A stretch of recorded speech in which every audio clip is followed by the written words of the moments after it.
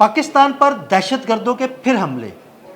एक गिरोह ने वाना कैडेट कॉलेज को निशाना बनाया तो एक खुदकुश बमबार ने इस्लामाबाद को निशाना बनाया।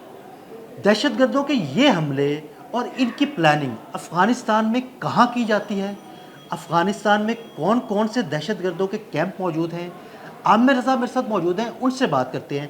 आमिर भाई, दहशतगर्दों के ये हमले तो रुकने का नाम नहीं ले रहे। हमारे नाज़रीन को ये बताइएगा कि अफ़गानिस्तान में कहाँ कहाँ दहशतगर्दों के ये कैंप मौजूद हैं, कहाँ कहाँ प्लानिंग की जाती है। देखिए, सबसे पहली बात तो ये है कि पाकिस्तान की फोर्सेस जो हैं वो जाग रही हैं और ये हमले रुक जाएंगे। ये वो लोग हैं जो पहले से पाकिस्तान के अंदर किसी न किसी तरीके से इम्प्लांट किए गए हुए हैं, और ये सारे के सारे वो लोग हैं जो हैं तो अफ़गानी, लेकिन अफ़गान महाजरीन के रूप में यहाँ पर मौजूद थे।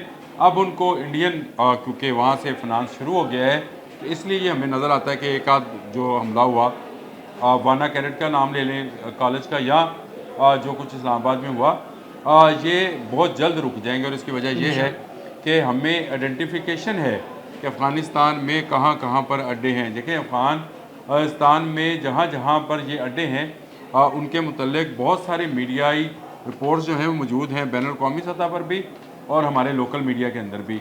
लेकिन अगर आप कहते हैं तो मैं आपको बताता हूँ कि बॉर्डर के साथ साथ किन किन इलाकों में ये मौजूद हैं, और बॉर्डर से दूर भी, यानी काबल के दूसरी तरफ भी, कंधार में भी, बाकी इलाकों में भी ये कहाँ कहाँ पर मौजूद है। देखें, स्पिन बोल्दे का इलाका है कंधार का, जहाँ पर इनकी जो है कार्रवाइयाँ हैं, या इनके अड्डे हैं जहाँ पर ये लोगों को तैयार करते हैं। होस्ट के सरहदी इलाका है जहाँ टीटीपी का कैंप्स मौजूद हैं। कुन्नर में टीटीपी का कैंप मौजूद है, यानी तरीके तालिबान पाकिस्तान का। नंगरहार के कबायली पट्टी के इलाके हैं जी। पक्तिका के सरहदी इलाका है, और ये वो इलाका है जो कि पहाड़ी इलाका है। इसके साथ साथ नूरिस्तान कुन्नर बेल्ट जो है ये भी, और नूरिस्तान के जंगलात भी, यानी जहाँ पर जंगलात का एरिया है वहाँ पर भी इन्होंने अपने तरबीती कैंप्स बना रखे हैं। इसके अलावा शबरगान सूबा जोश जान में भी इनका कैंप है। बदख्शां के पहाड़ी इलाके जो हैं इनकी इमाजगाह है। फारजाब के दूर दराज मकामात हैं। लगमान के देही इलाके शामिल हैं इसमें। हलमंद के देही इलाके शामिल हैं जहाँ पर ये देहात के अंदर आम लोगों में मिक्स होकर रहते हैं, लेकिन अपनी कार्रवाइयाँ जो हैं वहाँ से ऑपरेट कर रहे होते हैं। फिर इनका बलूचिस्तान के साथ साथ जो बलोच पट्टी है वहाँ पर भी इनके इसी तरह के कैंप मौजूद हैं। गजनी में भी टीटीपी का एक प्रॉक्सी स्लीपिंग सेल जो है वो काम करता है। रहते ये कस्बात के अंदर हैं, लेकिन अलग से ये इन्होंने अपनी भी डोमेन बना रखी होती है, ताकि अगर यहाँ पर कोई कार्रवाई की जाए तो ये कहें कि जी शहरों पे हमला किया या शहरियों को जो है हलाक किया गया। तो ये एक ख़ास किस्म की गुरिल्ला वार के ये लोग आती हैं, जिसमें ये शहरियों के अंदर छुप के, ये बिल्कुल जैसे कच्चे के इलाके के डाकू हैं ना जी, जो देहात में रहते हैं, आपको खेती बाड़ी करते नज़र आते हैं, लेकिन उनका जो काम है वो किसी को अगवा करना, किसी से रैंसम लेना, किसी को थ्रेट करना, किसी को कत्ल करना। ये बिल्कुल आप ये समझें कि ये इस वक्त अफ़गानिस्तान की जो तालिबान रजीम और तालिबान इलाका है जो इनके कंट्रोल में है, बहुत सारा इलाका भी इनके कंट्रोल से निकल भी गया है, वो बिल्कुल एक कच्चे का इलाका बन चुका है। यहाँ पर ना सिर्फ जो लोगों के दरमियान ये रहते हैं, बल्कि वहाँ पर ही से भर्ती भी करते हैं, और यहाँ से इनके भर्ती पॉइंट भी मौजूद हैं। जाबल में जी है इनका दहशतगर्दों की भर्ती का पॉइंट, जहाँ पर ये खुदकुश हमलावर या वो लोग जिनको ये दहशतगर्दी के लिए तैयार करते हैं, जिस तरह का हमला पाकिस्तान में किया गया, या इनके अपने जो इर्द गिर्द के हमसाया ममालिक हैं उनमें ये क्या क्या कार्रवाइयाँ करते हैं। ये बहुत जल्द इनके शाफात आपके सामने आएंगे कि ये पाकिस्तान ही नहीं, दुनिया के उन तमाम ममालिक में जिन्होंने इनकी मदद की।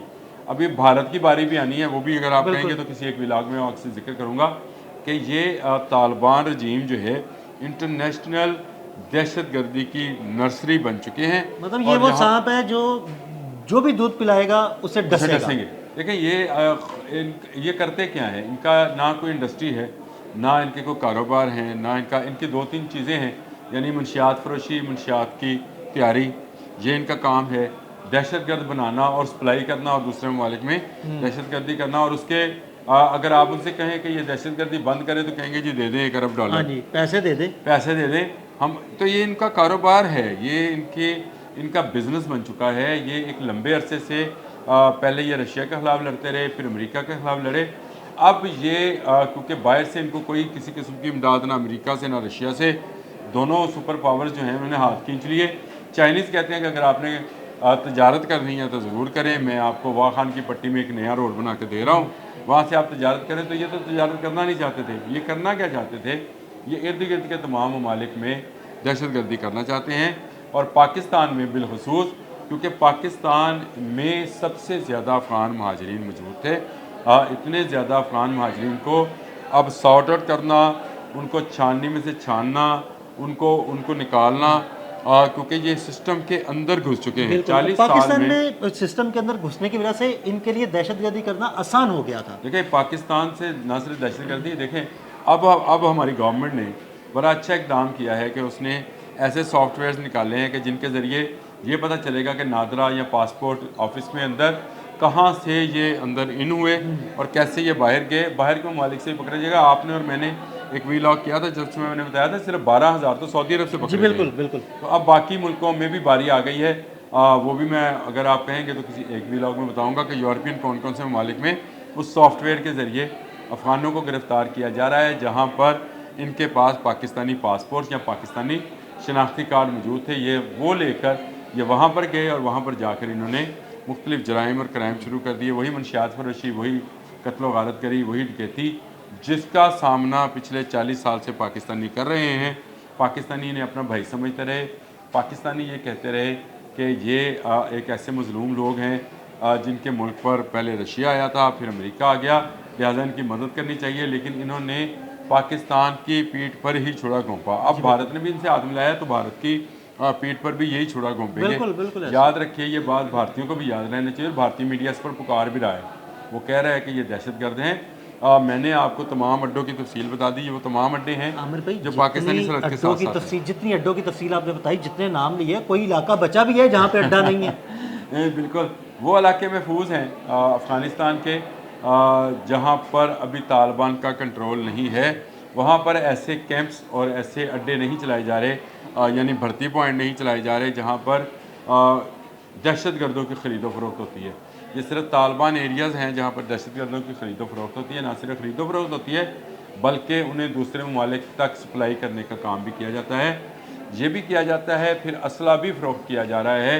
ये बड़ा लम्हा फ़िक्रिया है कि जो अमेरिका असला छोड़ के गया था वो असला भी जो है स्मगल किया जा रहा है, जदीद असला है, और ये इनके अपने दहशतगर्द भी इस्तेमाल करते हैं, और ये दूसरे ममालिक में मौजूद ऐसी तंजीमें जो दहशतगर्दी जिनका काम है उनको भी सपोर्ट कर रहे हैं। तो ये एक तरह से एक ऐसा चक्कर है जिसमें गो पाकिस्तान बहुत जल्द निकल जाएगा। मैं आपको ये बात बता दूँ, ये 2-4-5 माह की बात है। पाकिस्तान में ऐसे इकदाम होने जा रहे हैं कि अफ़गानी जो हैं यहाँ से इनका सफाया कर दिया जाएगा, और फिर इनके वो सहूलतकार जो हैं तो पाकिस्तानी लेकिन अफ़गान सहूलतकार हैं, फिर उनका नंबर आने वाला है। जब उनका नंबर आएगा तो पाकिस्तान में एक मरतबा फिर वही अमन सुख चैन हो जाएगा जो इन अफ़गानों के आने से पहले था। बहुत शुक्रिया अनु भाई जी। बिल्कुल, आमिर रज़ा ने बड़ी तफसील के साथ आपको दहशतगर्दी के उन अड्डों के बारे में बताया जो अफ़गानिस्तान में काम कर रहे हैं। अदील अहमद और आमिर रज़ा को इजाज़त दीजिएगा। अल्लाह हाफ़िज़।